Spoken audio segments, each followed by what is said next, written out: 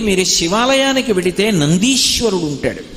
నందీశ్వరుడు యొక్క శృంగములలోంచి శివదర్శనం చెయ్యాలి.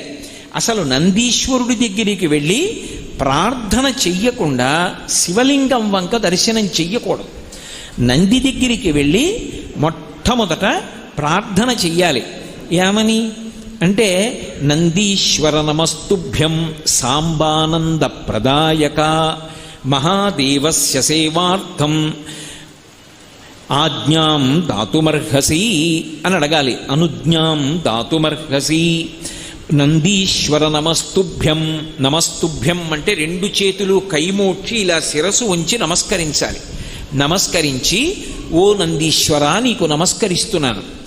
ఎవరు నువ్వు? సాంబానంద ప్రదాయక. సా అంబ ఆనంద ప్రదాయక.